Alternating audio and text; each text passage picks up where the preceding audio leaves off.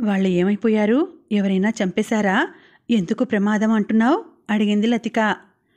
వాళ్ళని చంపింది మామూలు మనిషి కాదు, ఒక వింత మనిషి.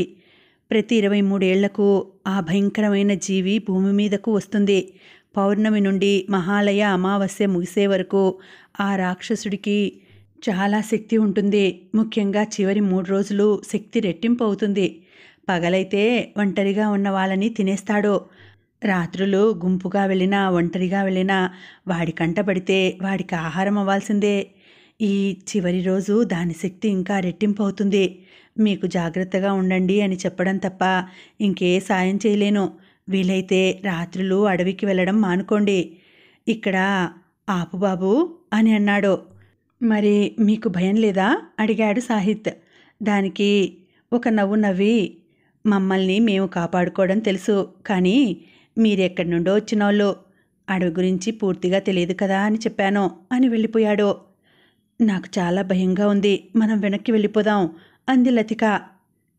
మంచి ప్రోగ్రామ్ని అప్సెట్ చేశాడు ఆ ముసలోడు. అయినా నువ్వు కూడా ఏంటి లతిక వాడి మాటలు పట్టుకుని? ప్రియని రూపని చూడు ఎంత ధైర్యంగా ఉన్నారో. ప్రతివాడు చెప్పే మాటలు పట్టించుకుంటే ఇక మనం ట్రెక్కింగ్కు వెళ్ళినట్లే అన్నాడు అరవింద్. లతిక చెప్పేది కూడా ఆలోచిస్తే మంచిదేమో అన్నాడు సాహిత్. చూడు, దాదాపు దగ్గరికి వచ్చేసాం, ఇప్పుడు వెళ్ళిపోదాం అంటారేంటి?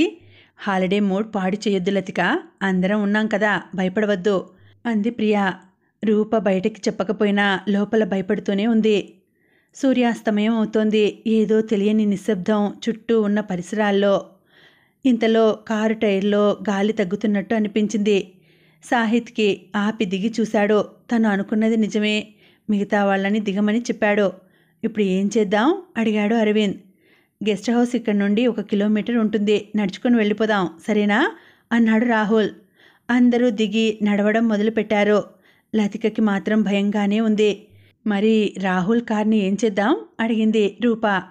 గెస్ట్ హౌస్ గ్యారేజ్లో స్టెఫినీ ఉంది, రేపొద్దున్న చూసుకుందాంలే, కారు ఎలాగూ పక్కగా ఉంది కదా అన్నాడు రాహుల్. అంతా చీకటిగా ఉంది. సాహిత్, నీ దగ్గరున్న టార్చ్ లైట్ ఆన్ చేయవా అడిగింది ప్రియా. సరే అని టార్చ్ లైట్ వేశాడు సాహిత్. ఒక్కసారిగా ఏదో అలజడి, చెట్లు ఊగుతున్నాయి. అందరూ భయంతో పరుగు పెట్టడం మొదలుపెట్టారు. ఇంతలో రాహుల్ ముందు అడ్డుగా ఉన్న చెట్టు కొమ్మని చూసుకోకపోవడంతో కాలికి తగిలి కింద పడ్డాడు. ప్రియా వెనక్కి తిరిగి రాహుల్ని చూసి చెయ్యి అందించడానికి వచ్చేంతలో ఒక భయంకరమైన ఆకారం పెద్దగా శబ్దం చేసుకుంటూ ఎగురుకుంటూ వచ్చి మిగతా వాళ్ళకి రాహుల్కి మధ్యలో దిగింది. రాహుల్ మెడని గట్టిగా చేతులతో పట్టుకొని